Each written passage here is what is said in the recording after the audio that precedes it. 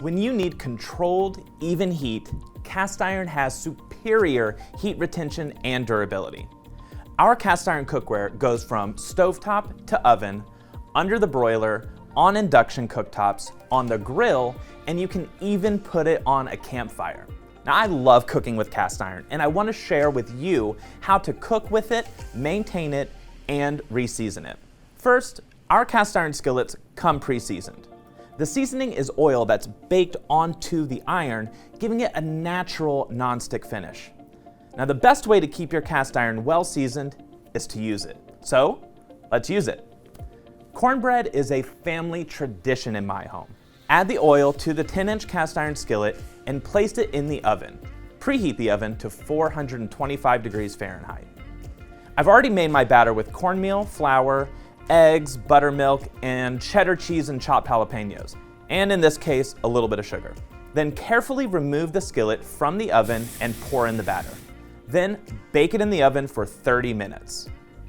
So beautiful, and look how easy it comes out of the pan, and how great this crispy crust is. Excellent.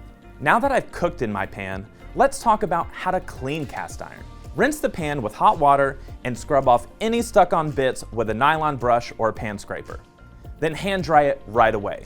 You don't want to air dry your cast iron because it will start to rust. I mean, the fact is moisture and iron just aren't friends. Then, while the pan is still warm, rub it very lightly with cooking oil, like vegetable oil or canola. This is the way to maintain the seasoning of the pan. Then, store it in a dry place. Now, you shouldn't have to re-season your cast iron very often, but if you notice the surface getting dull, splotchy, or rusty, here's what you do. Wash the pan in warm water, then dry it. Rub a light cooking oil all over the pan. Cover it inside and out. You want to rub the oil around, removing as much of the excess oil as possible.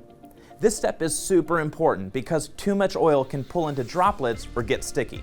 Put the oiled pan upside down in a preheated oven at 450 degrees Fahrenheit or 230 Celsius for 1 hour. It helps to place a sheet pan on the rack below to catch any oil drips. Remove the pan from the oven and apply more oil the same way you did before. Then place it back into the oven upside down for another hour. Now, you can repeat this process as many times as you want. Just know you can't over-season cast iron. If your cast iron does start to rust, it's an easy fix. First, we'll scour the area with steel wool. Then rinse the pan out, dry it, and rub it with a light cooking oil.